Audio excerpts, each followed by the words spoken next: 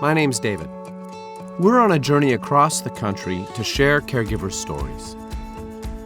This episode is about Mitzi, a daughter taking care of her father.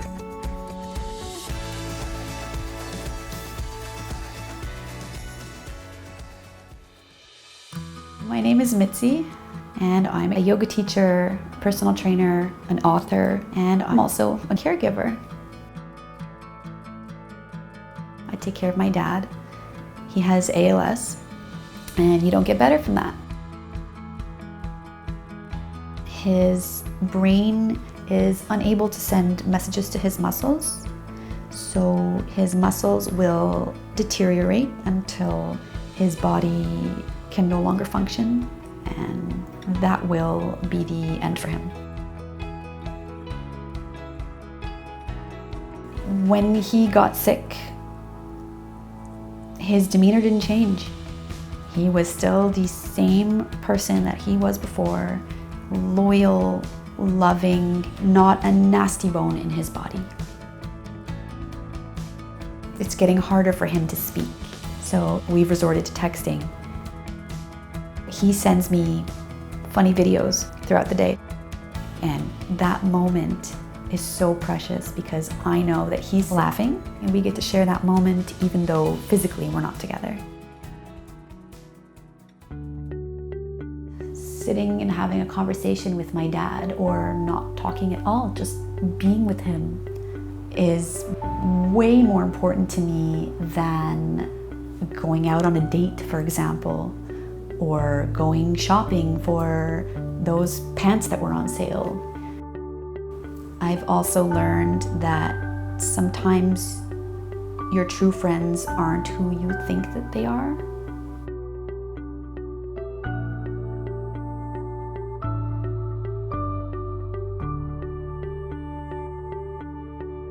About a year into my dad being sick, between working and taking care of my dad, I burnt myself out.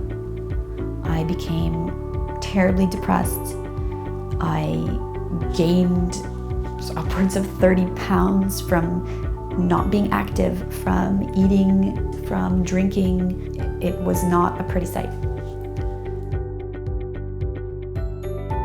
So I saw a psychologist, and I learned that it wasn't selfish to take time for myself, to do little things here and there for me, that I shouldn't feel guilty if I wanted to go to the gym to work out, or I shouldn't feel guilty saying no because you can't take care of your loved one if you can't take care of yourself. I think without learning that, I would not be where I am today. That's why I'm writing a book, to help people in this situation, either a caregiver or anybody who's just chronically stressed or burnt out. Everyone needs to learn how to be their own caregiver so that they can be someone else's caregiver. Unfortunately, the cost of publishing such a book is quite high. I mean, for some, maybe it's not, but I need to get this book out to the public. So I decided to create a campaign that would help me raise the funds to do exactly that, to get my message out to the world and to make sure that no one else has to go through what I went through. As a thank you for sharing her story with us, we donated to Mitzi's funding campaign that's raising money for her novel on self-care. It's her hope with the book that she can help others help themselves.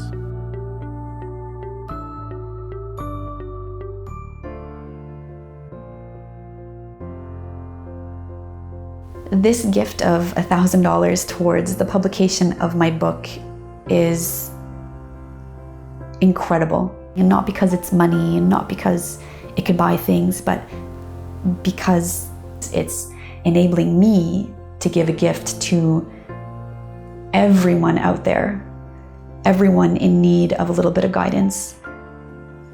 The gift of self-care.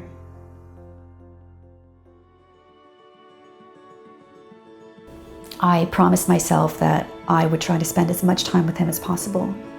And although we had many good memories, I promised myself that I would create as many new ones as I could.